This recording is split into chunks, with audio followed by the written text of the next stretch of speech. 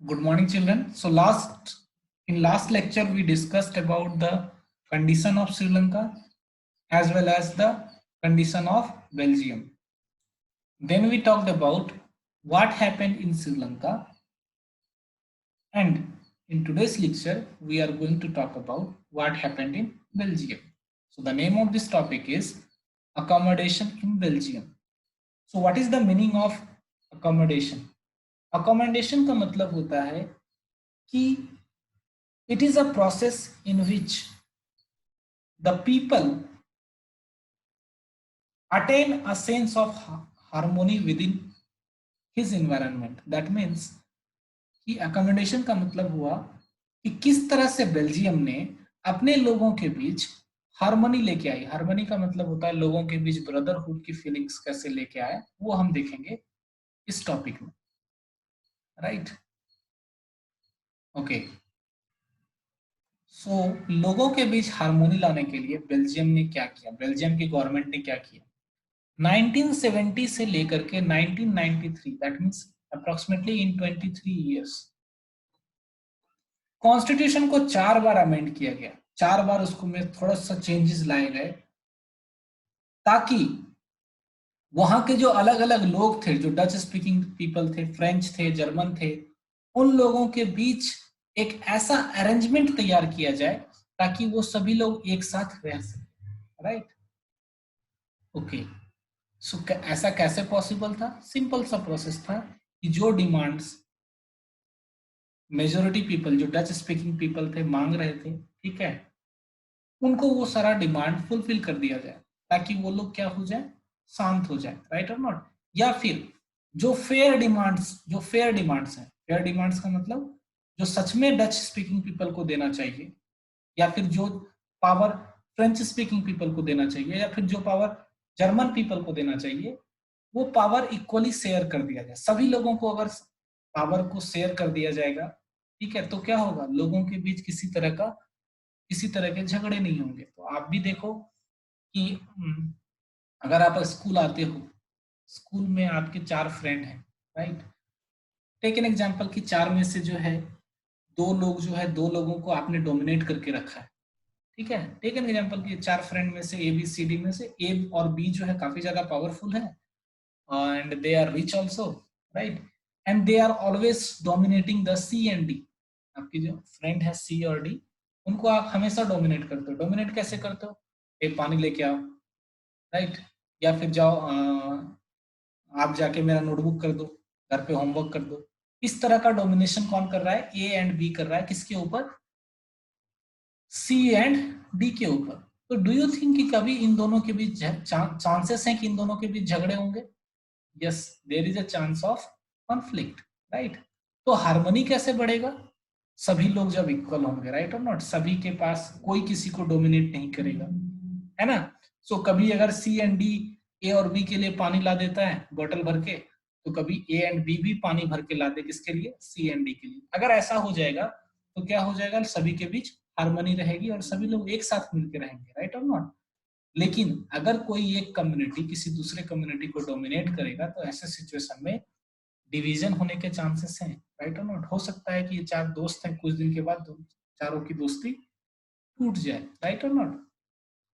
So same principle follow किया गया किसके द्वारा? बेल्जियम की गवर्नमेंट के द्वारा। उन्होंने कहा कि if we want that all the people should live together, then we have to divide the power fairly among all this community, right? सभी कम्युनिटी के बीच हम पावर को थोड़ा थोड़ा बांट देंगे ताकि सभी लोग खुश रहे और सभी लोग साथ रहे, राइट?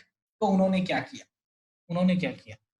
सो क्वेश्चन आएगा हाउ, देखो मैं जो आंसर है बता रहा हूं, इसका क्वेश्चन पहले देख लो। क्वेश्चन आएगा how the government of Belgium accommodated the social diversity, ठीक है? या फिर explain the Belgium model of accommodation. ये इस तरह के क्वेश्चन है, ये क्वेश्चन मैं आपको दूंगा, डोंट वरी अबाउट इट। सो देखते हैं बेल्जियम में क्या हुआ। बेल्जियम में 1793 के बाद एक ड्राफ्ट डेवलप हुआ, एक बिल बनाया गया है जिसमें ये कहा गया कि जो डच स्पीकिंग पीपल हैं और जो फ्रेंच स्पीकिंग पीपल हैं, ठीक है, उनके कम्युनिटी से जो मिनिस्टर्स होंगे वो इक्वल होंगे। दैट मीन्स जो वहां का सेंट्रल गवर्नमेंट है, ठीक है। सेंट्रल गवर्नमेंट यू नो क्या होता है हमारे कंट्री में? सेंट्रल गवर्नमेंट क्या है? जो हमारे एग्जीक्यूटिव है, प्राइम मिनिस्टर नरेंद्र मोदी और उसके साथ उसके मिनिस्टर्स। तो उन्होंने क्या कहा कि जो मिनिस्टर्स के नंबर होंगे वो अगर 10 लोग अगर डच से आएंगे तो 10 लोग फ्रेंच से भी आएंगे सेंट्रल गवर्नमेंट में। अंडरस्टूड? ठीक है।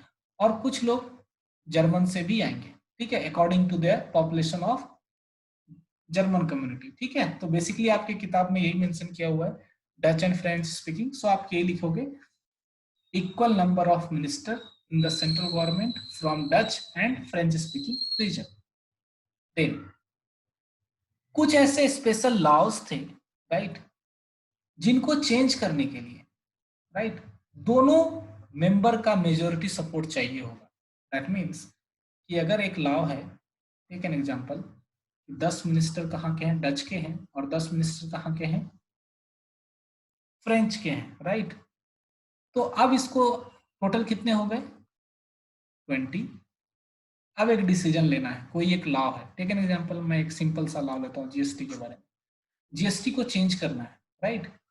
तो अब इसको चेंज करने के लिए कितने मेंबर चाहिए? जीएसटी को इम्प्लीमेंट करने के लिए कितने मेंबर चाहिए? 20 है। तो 20 का मतलब क्या होगा? मेजोरिटी का मतलब होगा 20/2 + 1। इसका मतलब 11 पीपल चाहिए टू मॉडिफाई द जीएसटी और इम्प्लीमेंट द जीएसटी।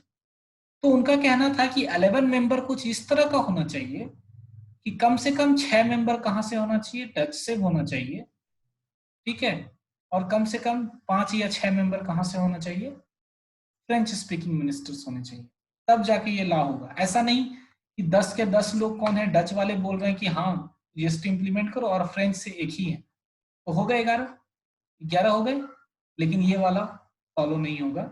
ये वाला फॉलो होगा कि दोनों कम्युनिटी से मेजोरिटी मेंबर का सपोर्ट होना चाहिए किसी स्पेशल लॉ को इंप्लीमेंट करने के लिए। स्पेशल लॉ मतलब कुछ, यू कैन से स्पेशल का मतलब स्पेशल होता है, राइट।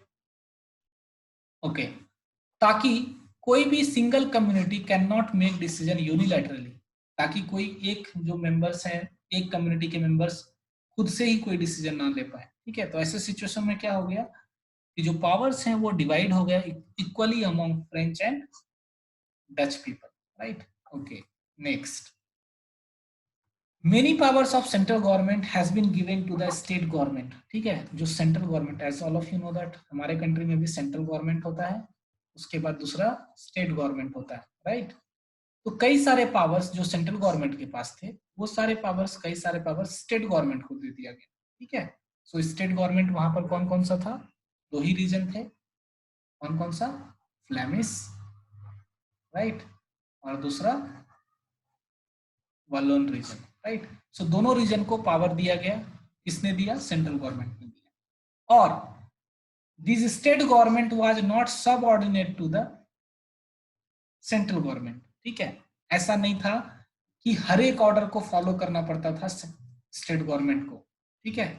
जो सेंट्रल गवर्नमेंट ऑर्डर देते थे उन्होंने पावर मेंशन कर दिया। टेक एन एग्जांपल की एग्रीकल्चर, राइट, एग्रीकल्चर के बारे में लॉ कौन बनाएगा? स्टेट गवर्नमेंट बनाएगा, राइट।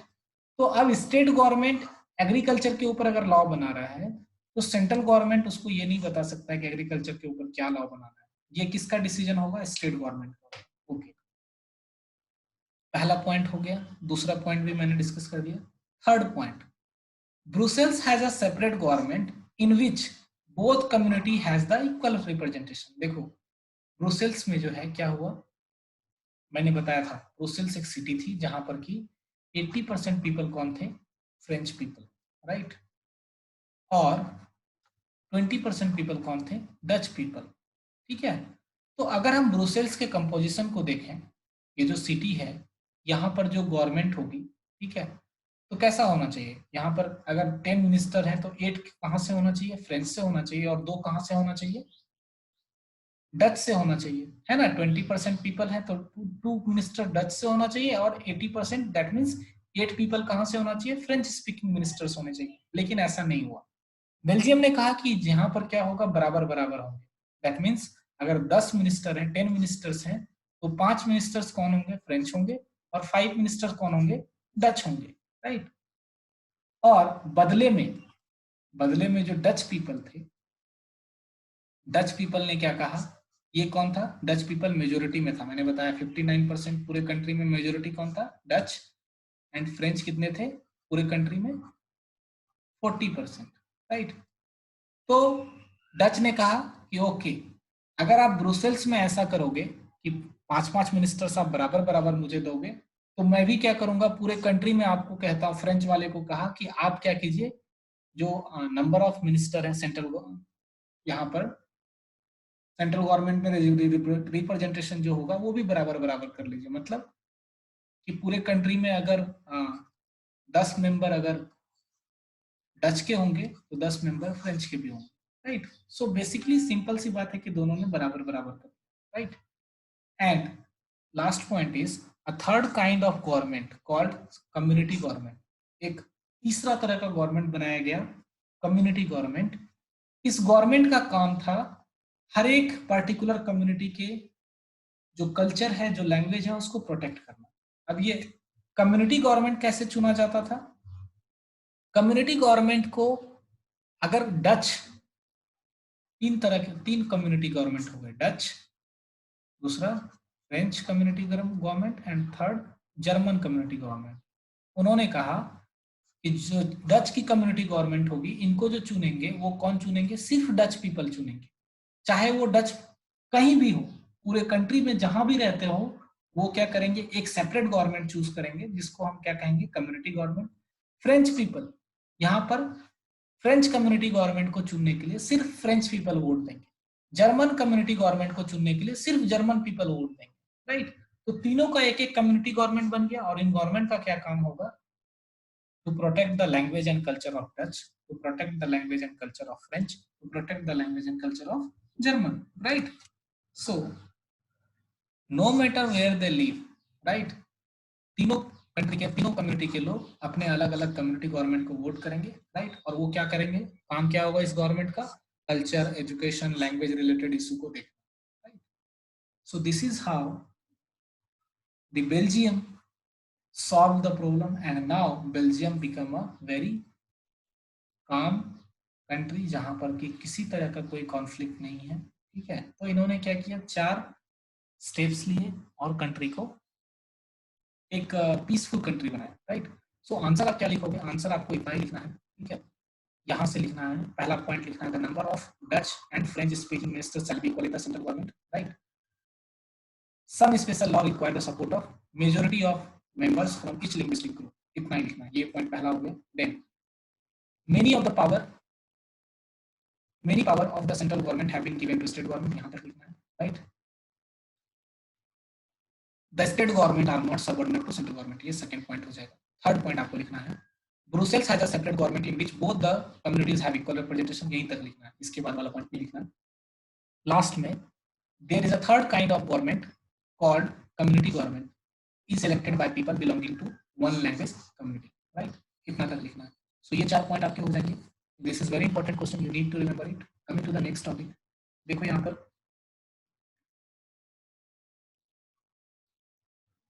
अब ये क्या बोल रही है, what kind of a solution is this, I am glad our constitution does not say which minister will come from which community.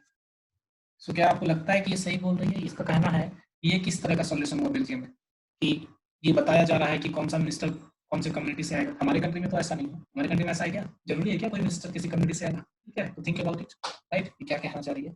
और ये लड़का क्या कह रहा है, so you are saying that sharing of power make us more powerful, sound odd, let me think. So think about it, क्या आपको लगता है कि पावर को शेयर करने से हमारा कंट्री और ज्यादा स्ट्रांग होगा, right. So you can see here this is the parliament, right, parliament building in Belgium, right, okay. ये बेसिकली जो पार्लियामेंट बिल्डिंग है ये यूरोपियन यूनियन है, ठीक है। सो कई सारी कंट्री ने मिलके यूरोप, पूरे यूरोप में जितनी भी कंट्री है, most of them form association called European union, right, European union. और इसका जो हेडक्वार्टर है वो कहाँ पर है, ब्रुसेल्स बेल्जियम में ही है। सो याद रखना, यूरोपियन यूनियन का जो हेडक्वार्टर है वो कहाँ पर है, ब्रुसेल्स बेल्जियम में है। एक और था ऊपर, मैं आपको एक बार फिर से दिखाता हूँ। सो ये बच्चा बोल रहा है कि what's wrong if the majority community rules, if Sinhala don't rule in Sri Lanka where else will they rule. क्या बोल रहा है ये, इस चीज में क्या गलत है, इस श्रीलंका का जो मेजोरिटी कम्युनिटी है सिंगल, वो कंट्री को रूल कर रहा है, इसमें कोई गलत बात नहीं है, मेजोरिटी पीपल वो है तो वही रूल करेंगे, ठीक है। तो क्या ये सही है? Is it the right thinking? Don't you think that we should give certain we can give certain respect to minority also? In our country also there are lots of people who belongs from minority community. For example, we have our Muslim community, we have Sikh community, we have Christian community. So don't you think that they are also citizens of India and they should also given certain types of respect? Yes, they should give, right? Otherwise, what happened? All the people will start fighting with each other. So it was known by our constitution maker. हमारे जो constituent assembly थी, जब वो constitution बना रहे थे, तुमको ये बात पता था? India is a diverse country, यहाँ पर कई सारे लोग अलग अलग लैंग्वेज बोलते हैं, अलग अलग रिलीजन फॉलो करते हैं, है ना। तो ये जो कॉन्फ्लिक्ट है, इसको खत्म करने के लिए हमें क्या करना पड़ेगा? हर एक लोगों के नीड, हर एक लोगों को रिस्पेक्ट देना पड़ेगा। दैट्स वाई अपने क्लास 8 में भी पढ़ा है, मैंने बताया था कि जब हमारा कंट्री इंडिपेंडेंट हुआ था, at that time some of the members were thinking that Hindi will be the our official language, Hindi हमारा क्या होगा? ऑफिशियल लैंग्वेज होगा, हिंदी हमारा नेशनल लैंग्वेज होगा। लेकिन जैसे ये बात सामने आई, all the people who belong from South India, specially Tamil Nadu, they revolted. उन्होंने रिवोल्ट किया। क्या रिवोल्ट किया? नो, अगर हिंदी आप ऑफिशियल लैंग्वेज करोगे तो तमिलनाडु में जो लोग रह रहे हैं उनको हिंदी नहीं आती है, right? They know English, they know Tamil, right? How they will work? ठीक है। तो हमने क्या किया? To specify all this people, हमने इंडिया का कोई भी नेशनल लैंग्वेज नहीं रखा, राइट? और हमने अलाउ किया कि हर एक स्टेट अपना अपना ऑफिशियल लैंग्वेज रख सकता है, राइट? इसके बाद देखो, हमारा constitution right to freedom of religion भी बोलता है। दैट मीन्स कि हर एक कम्युनिटी, चाहे वो मेजोरिटी हो या फिर माइनॉरिटी हो, they can practice their own religion, right और नॉट? ठीक है। What is it? It is also a form of power sharing. हम किसी को क्या कर रहे हैं? उसका रिस्पेक्ट दे रहे हैं, उसका नीड दे रहे हैं, राइट और नॉट? है ना? So this is how we solve the problem, ठीक है? We solve the conflicts, right? So you need to remember that in any country, we have to take care of both majority as well as minority, ठीक है? अगर हम सिर्फ majority का ख्याल रखेंगे या फिर सिर्फ मेजोरिटी के बारे में गवर्नमेंट सोचेगी, तो कंट्री में क्या होंगे? कॉन्फ्लिक्ट होंगे, और conflict will lead to setback, right? Country इतना ज्यादा डेवलप नहीं कर पाएगा, है ना? So thanks for today. I will post one more lecture tomorrow. So watch all these videos. Thank you. Have a nice day.